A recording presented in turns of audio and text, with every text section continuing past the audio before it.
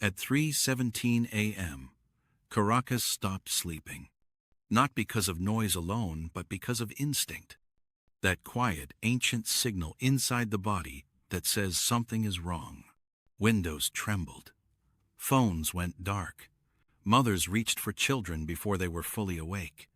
Somewhere between fear and confusion, people understood this was not an accident of the night. This was human hands deciding that other humans would feel terror before sunrise. By morning, the news arrived.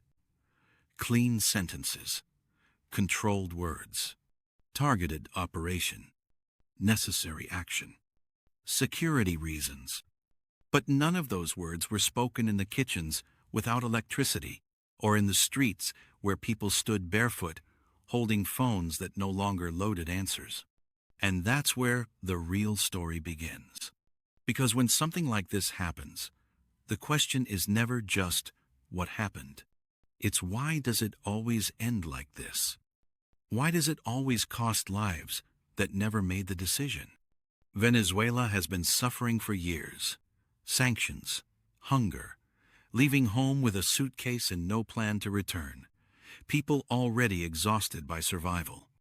And then, yesterday, fear was added sharp and sudden, like the world reminding them they are never allowed to rest. The leaders spoke of power, of justice, of removing threats. But the people felt something else entirely. They felt small. And here is the truth that hurts the most.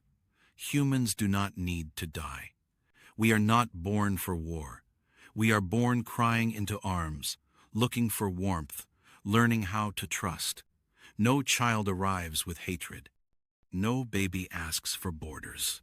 Yet we keep building systems that demand blood to function. Wars are not made because humans are evil. They are made because fear is profitable. Because control is easier when people are scared. Because a population worrying about survival does not ask who designed the system that keeps breaking them. This is the secret nobody wants to say out loud. Death is used as a tool. Not always loudly, not always visibly, but consistently. When death becomes normal, counted, explained, justified, people stop resisting. They stop dreaming. They accept less. They survive instead of living. And every war follows the same pattern. A reason is announced. A justification is polished. A flag is raised. Then silence falls. Not peace, but exhaustion.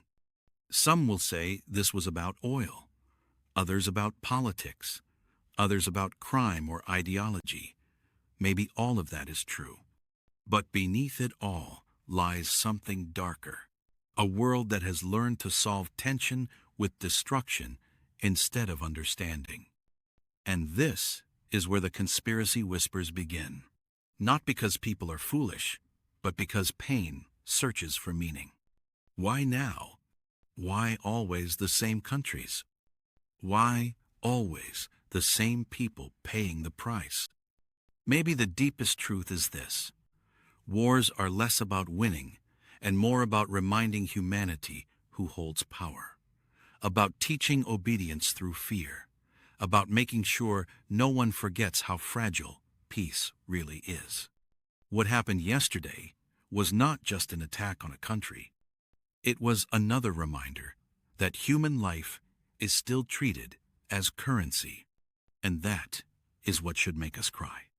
Not because of one night in Caracas, but because somewhere else, another night is already being prepared.